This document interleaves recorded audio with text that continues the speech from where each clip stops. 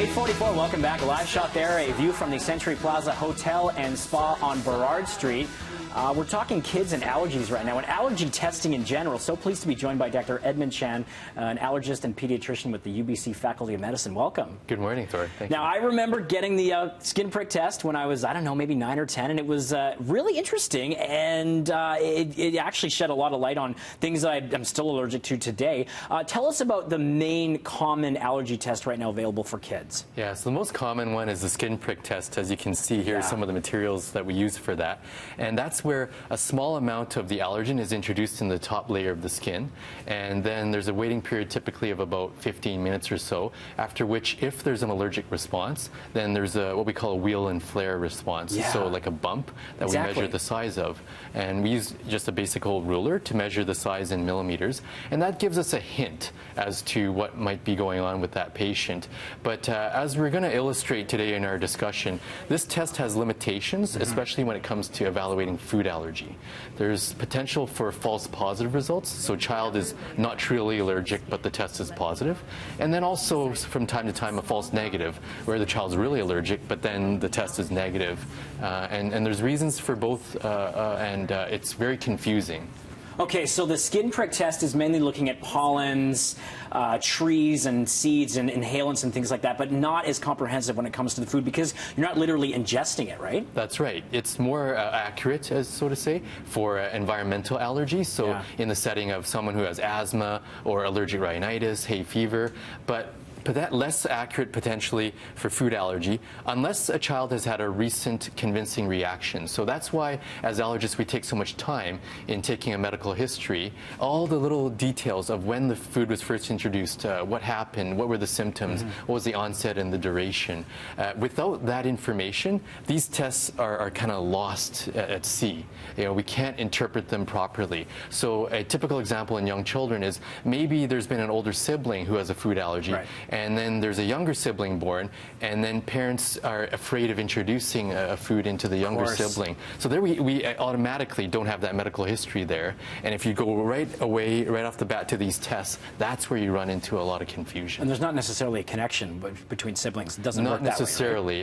There's an inherited risk for developing any type of allergic condition, but it isn't like inheritance in terms of a specific allergen.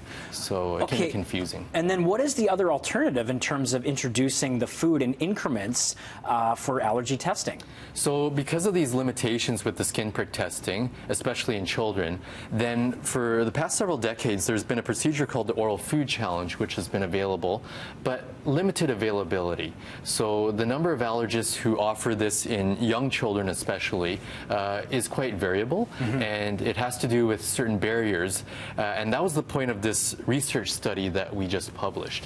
It was to look at what in Canada are barriers for allergists in terms of implementing or offering this more often, and what are some possible solutions. So we surveyed allergists, general pediatricians, parents, and we did a mixed method study where we also conducted focus groups with the parents, and some common themes emerged. So for barriers, the allergists found that they had lack of time to do this procedure. It takes, you know, in general up to 4 to 6 hours to do this procedure. You need to be monitored constantly, right? That's right. You need to be monitoring. There's a lack of trained staff at a lot of the allergist offices for doing this. Ideal would have a nurse available to do this. There's a lack of space often. Often, you know, a lot of medical offices a bit tight confines, and so not enough space. And then a little bit of a surprise, but not entirely, was a big barrier from the parents. The biggest one was anxiety. Of course. I mean, you see a lot of knee-jerk reactions with headlines, and so I was going to ask if there was reluctance to introduce the foods that they could be potentially seriously allergic to. Yeah, and so that requires a lot of careful discussion with the parent. You know, a lot of parents aren't even aware this exists. So first of all, educating that it exists is important, and then dispelling some possible misconceptions. You know, there may be a misconception that, oh, there's a very high chance of a severe reaction. If this is done properly, there is a chance of a severe reaction, which ranges between 5 5 to 15%. Okay. But done in a well-trained allergist office is very, very manageable. And so some of the solutions proposed to counteract these barriers was allergists would find it helpful, as would parents, to get some sense of which food challenge should be best done in the hospital versus in the community. Many viewers may not be aware that the majority of allergists in Canada practice in the community, roughly, according to our study, 80%, whereas 20% practice in the hospital. So we can't have all these procedures done in the hospital because the workforce is mainly in the community. So wouldn't it be nice if there was an official national guideline saying it's safe to do these children in the hospital and safe to do these children in the community? So that was a big, big outcome of the study. Complex issue. And so the best thing to do is people talk to their pediatrician or allergist, right? That's right. Okay. So start the conversation there. Get educated. Get educated. I'd really like to thank our supporters and funders for this study. There was Allergen, National Funding Agency, and our BC Children's Hospital Research Institute. Thank you very much for your interest in this subject. Well, thank you for shedding some light on it. Rapidly changing subject. Okay, we'll follow it. Thank you very much. Okay, you're welcome. All right, we'll stick that on our website for all the information, lots of stuff there. And coming up in Ed City, we'll take a behind-the-scenes look of